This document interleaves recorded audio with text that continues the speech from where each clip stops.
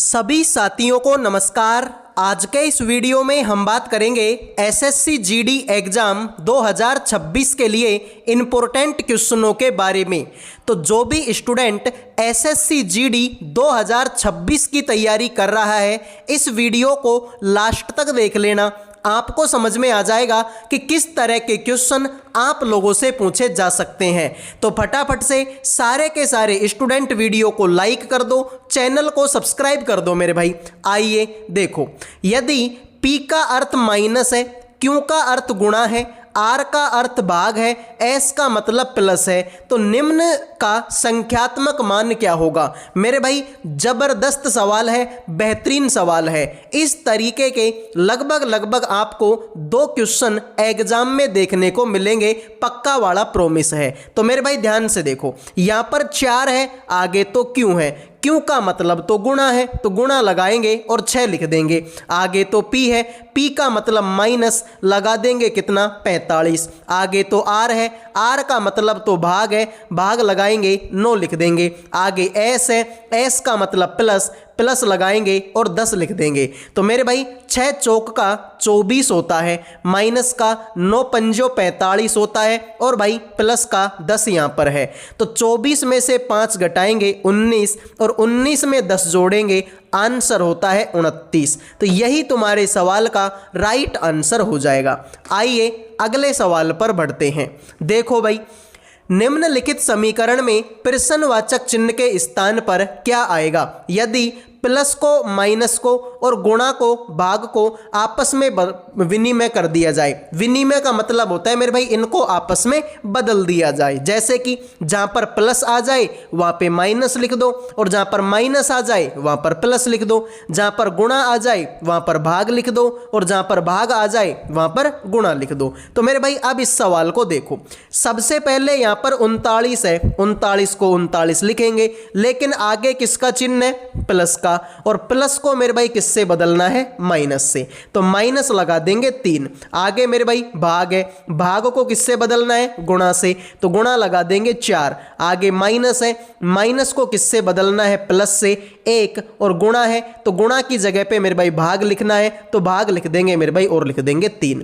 तो 3 का भाग जब 39 में देंगे तो 13 बार जाता है, 13, और यहां पर मेरे भाई क्या है? तुम्हारा 4 है, तो यहां पर मेरे भाई तुम्हारा 4 हो जाएगा। सॉरी यार, यहां पर माइनस का चिन्ह है, सॉरी, ठीक है भाई, यहां पर गलती कर, यहां पर तो माइनस का चिन्ह। देखो 39 की जगह पे 39 माइनस 4 तिया कितना होगा? 12 होगा। प्लस में 1 में जब 3 का भाग देते हैं भाई, 1 में जब 3 का भाग देते हैं तो आंसर आता है मेरे भाई 0.33 आंसर आता है। तो भाई देखो 39 में से 12 घटेगा तो 27 आएगा, 27 में 0.33 जोड़ेंगे तो आंसर आएगा 27.33।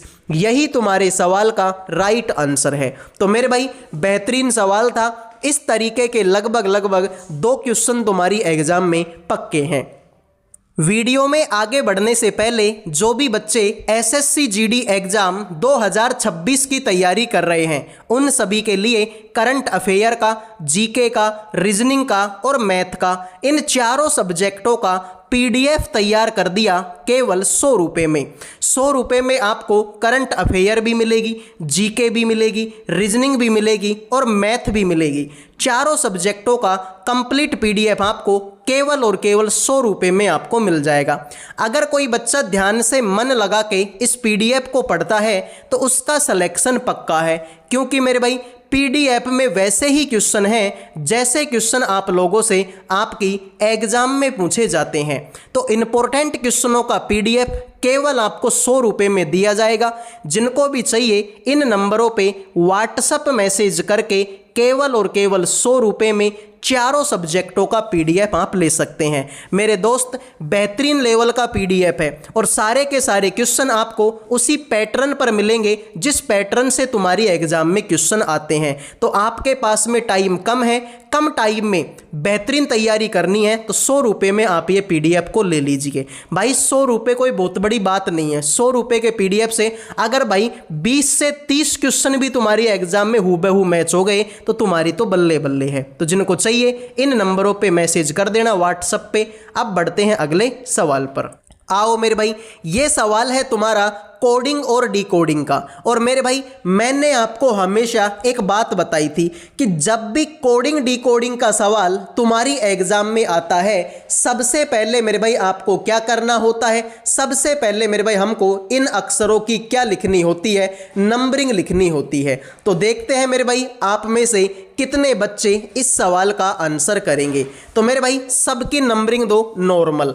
एन आएगा 14 नंबर पर, ओ आएगा 15 पर, आर आएगा 18 पर, एम 13 पर, ए 1 पर और एल आएगा 12 पर। इसको देखेंगे तो आई आएगा 9 पर, जे आएगा 10 पर, एम आएगा 13 पर, एच आएगा 8 पर, वी आएगा 22 पर और जी आएगा 7 पर। तो बिल्कुल मेरे भाई बिल्कुल सिंपल सवाल हो गया ये। देखो 14 में से 9 घटाएंगे तो सॉरी ऐसे कर लो, ठीक है, ऐसे कर लो कि 14 में से 5 घटाएंगे तो 9 आएगा, 15 में से 5 घटाएंगे 10 आएगा, 18 में से 5 घटाएंगे 13, 13 में से 5 घटाएंगे 8, 1 में से 5 घटाएंगे 22 और 12 में से 5 घटाएंगे तो 7। यानी सब में से 5 5 5 5 घटाना है। तो सेम काम मेरे भाई अब तुम किसके साथ में कर दो, इस प्रेजेंट के साथ में कर दो। तो P आएगा 16 में, 16 में से 5 घटेगा तो 11 नंबर का आएगा, 11 नंबर पर K आता है, ठीक है। यहाँ पर अगला R है, R आएगा 18 पे, 18 में से 5 घटेगा 13, 13 नंबर पर M आता है। अगला अक्षर मेरे भाई E है, E आएगा 5 पर, 5 में से 5 घटेगा तो 0 नंबर का, 0 नंबर पर Z आएगा। फिर अगला अक्षर S है जो कि 19 पर, 19 में से 5 घटेगा, आंसर आएगा 14, 14 नंबर पर N आएगा, KMZN।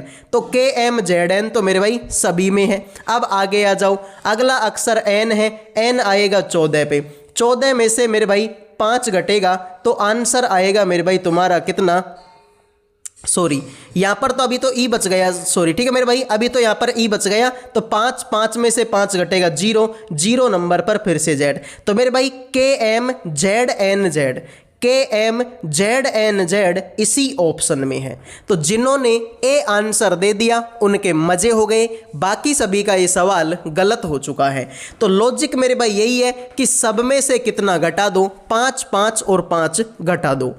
अगला सवाल तुम्हारे सामने है, यदि टैप को 111 लिखा गया, फिरोग को 184 लिखा गया, तो मेरे भाई HAZE को किस रूप में कूटबद्ध किया जाएगा। तो देखते हैं आप में से कितने स्टूडेंट इस सवाल का राइट आंसर करेंगे। तो मेरे भाई मैंने आपको पहले भी बताया है कि इस तरीके के सवालों में आपको एक ही काम करना होता है कि इनकी नंबरिंग देनी होती है। तो फटाफट से मेरे भाई नंबरिंग दे दो, मज़ा आ जाएगा। देखो टैप को देख लो, T आएगा 20 पर, ए आएगा 1 पर और पी आएगा 16 पर। अब अगर मैं इन सब को जोड़ दूं, इन सब को जोड़ दूं तो इन सब को जोड़ने पर आएगा मेरे भाई कितना, 37। लेकिन 37 का क्या करूं मेरे भाई, मुझे तो 111 आंसर लाना है। तो मेरे भाई अगर मैं 37 गुणा में 3 कर दूं तो आंसर आएगा 111 आएगा। सेम मेरे भाई तुम फिरोग के साथ में कर दो। एफ आएगा 6 नंबर पर, ओ आएगा 15 नंबर पर, ओ आएगा सॉरी ओ से पहले तो आर है, ठीक है, आर आएगा 18 पर, ओ आएगा 15 पर और जी आएगा 7 पर। इन सब को जोड़ेंगे तो 6 और 18 24, 24 39, 39 में 7 जोड़ेंगे आंसर आएगा 46। तो 46 को अगर मैं 4 से गुणा कर दूं आंसर आएगा 184। तो अब आप में से कुछ बच्चे बोलेंगे कि सर इसकी नंबरिंग दी, ये बात तो हमने मान ली, इन अक्षरों की भी नंबरिंग दी, ये बात भी हमने मान ली, इन सबको तुमने जोड़ दिया, ये बात भी मान ली, इन सबको जोड़ दिया, ये बात भी हमने मान ली, लेकिन सर इसको तो 3 से गुणा किया है, इसको 4 से गुणा किया है, ये क्या चक्कर है। तो ये चक्कर है मेरे भाई टैप में 3 अक्षर हैं तो 3 से गुणा कर दिया, फिरोग में 4 अक्षर हैं तो 4 से गुणा कर दिया। तो सेम काम तुम इसके साथ में कर दो। एच आएगा 8 पर, ए आएगा 1 पर, जेड आएगा 26 पर, ई आएगा 5 पर। तो सबको जोड़ो, 8 और 1 9, 26 और 9 35, 35 और 5 हो गए 40। अब इसमें भी 4 अक्षर है तो 40 को 4 से गुणा करेंगे आंसर आएगा 160, जो कि ऑप्शन नंबर आपके सी में है। तो सी आंसर देने वालों ने मौज कर दी है, बाकी सभी का सवाल गलत हो चुका है। आओ मेरे भाई एक निश्चित कूट भाषा में डे JUO और NE को फूड इज ग्रेट लिखा गया। मेरे भाई JUO TU और FE को बॉय इज गुड लिखा गया। FEDEY और KI को ग्रेट एंड गुड लिखा गया। तो मेरे भाई उसी भाषा में बताइए फूड को क्या लिखा जाएगा। तो देखते हैं आप में से कितने बच्चे बताएंगे इस FOOD का कोड क्या होगा। तो अगर तुम ध्यान से देखोगे तो मेरे भाई यहाँ पर जो FOOD है वो सिर्फ और सिर्फ इस लाइन में है।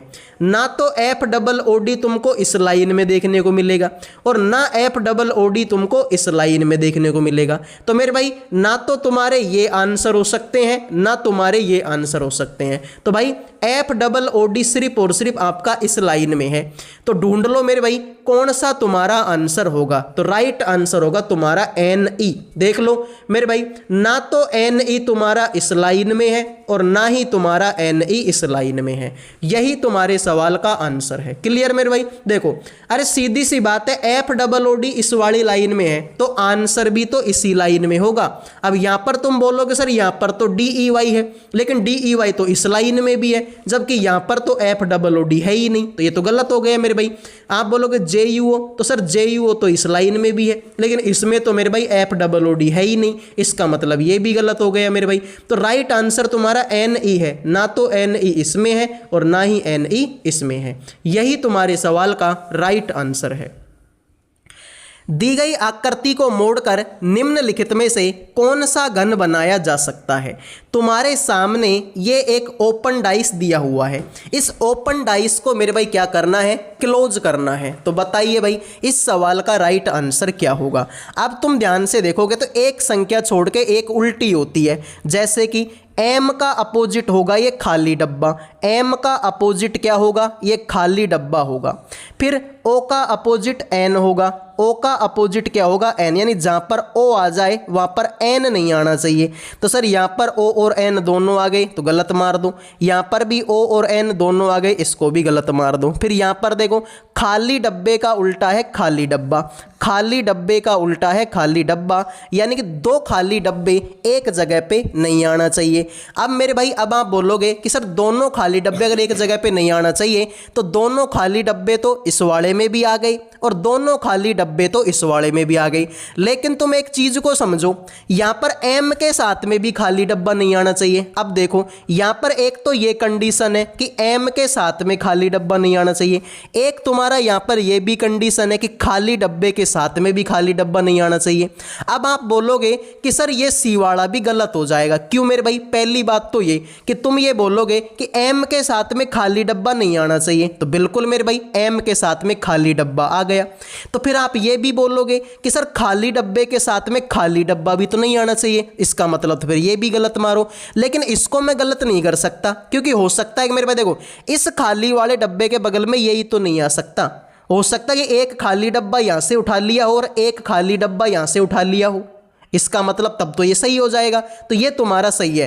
तो ऐसी कंडीशन हम इसमें अप्लाई नहीं कर सकते क्योंकि यहां पर तुमसे बोला है। अब तुम यहां पर ये बोलो कि सर एक डब्बा यहां से उठा लो एक डब्बा यहां से उठा लो इसको भी सही कर दो। चलो ठीक है मैंने तुम्हारी बात मान ली। एक यहां से उठा लिया एक यहां से उठा लिया और अब मैं तुमको सही कर दूंगा। लेकिन सर M के साथ में भी तो खाली डब्बा नहीं आना चाहिए। यहां पर ये M भी तो बैठा हुआ है। तो मेरे भाई कुल मिला के बात यह है कि ये गलत है। तो राइट आंसर तुम्हारा D हो जाएगा।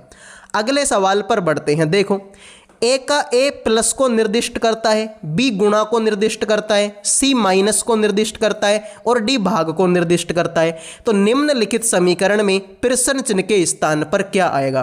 तो सिंपल मेरे भाई जोड़ बाकी गुणा भाग है। 5वीं 6ठी क्लास का बच्चा भी इस सवाल को कर सकता है। तो मेरे भाई ध्यान से देखो यहाँ पर तुम्हारा 18 है तो 18 को 18 लिखेंगे लेकिन आगे तो A है और A का मतलब तो प्लस है।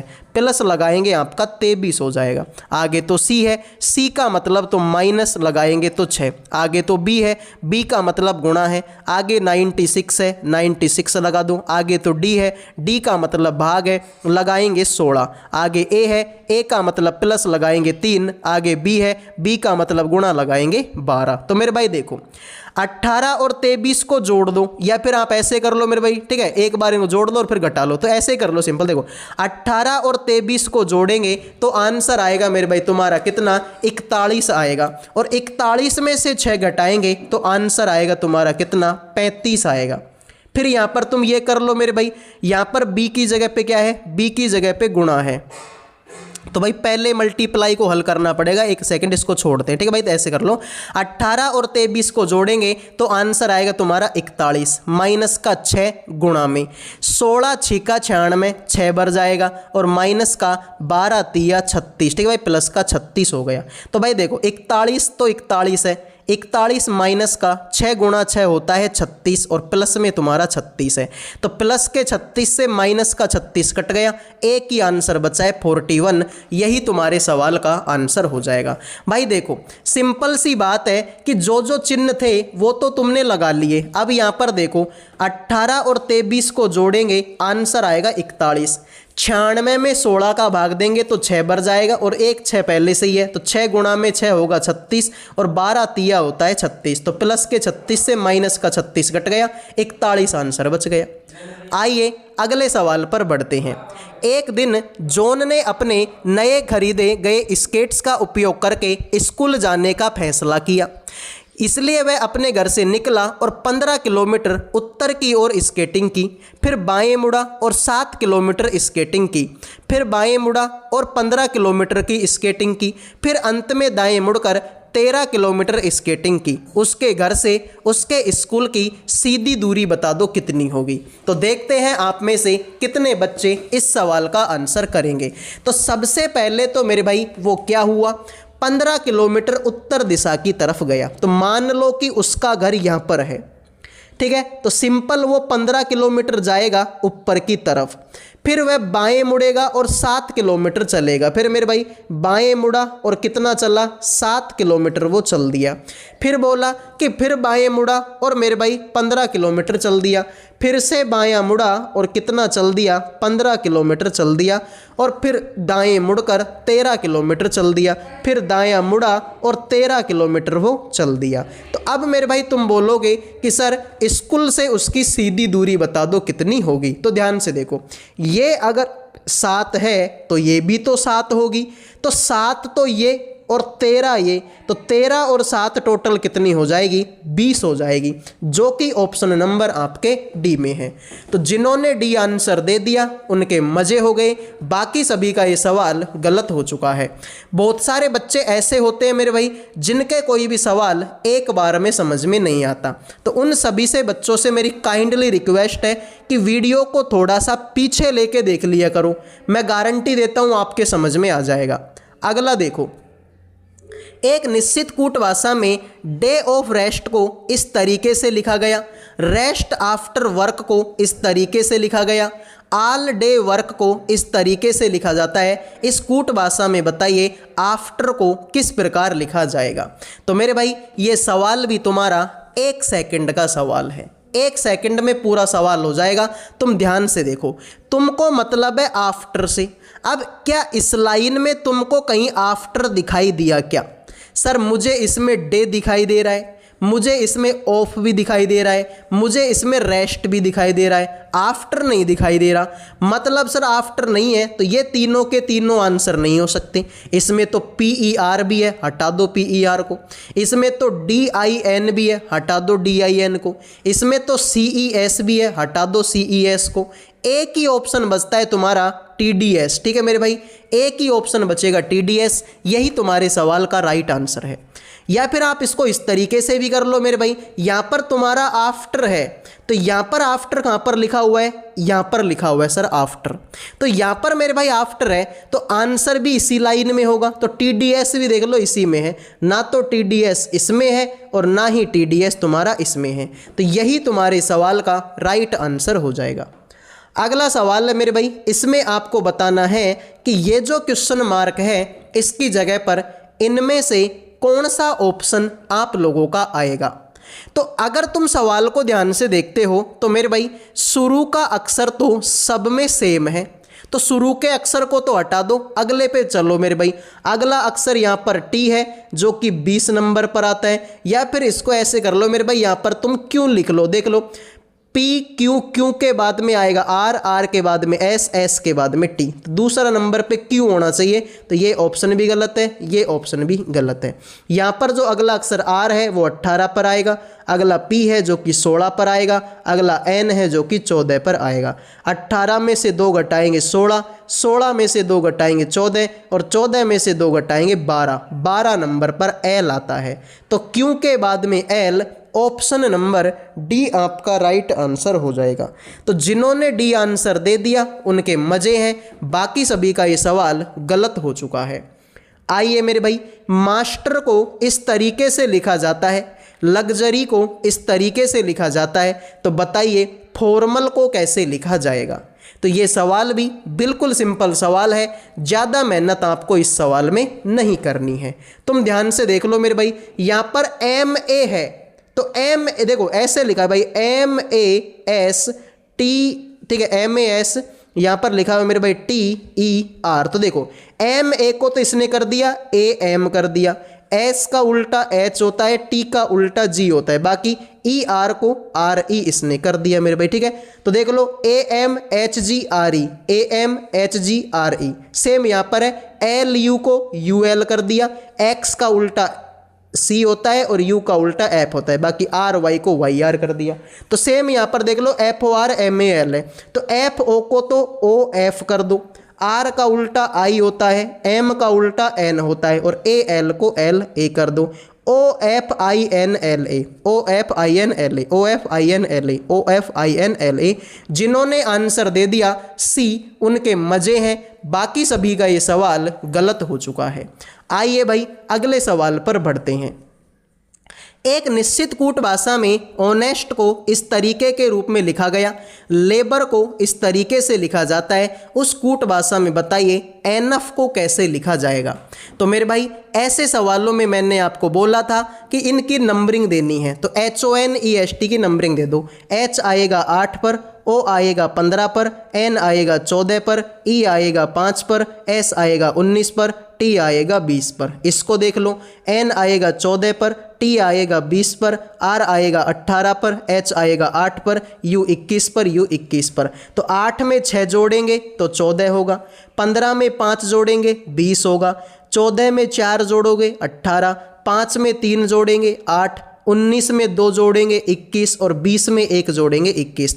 तो भाई 6 5 4 3 2 1, ठीक है। तो एनएफ को देख लो भाई, ई आएगा 5 पर, एन आएगा 14 पर, ओ आएगा 15 पर, यू आएगा 21 पर। और देख लो भाई, देखो 5 में 6 जोड़ेंगे 11, 11 नंबर पर के। फिर देखो 6 के बाद 5, फिर 4, फिर 3, तो 14 में 5 जोड़ेंगे 19, 19 नंबर पर एस।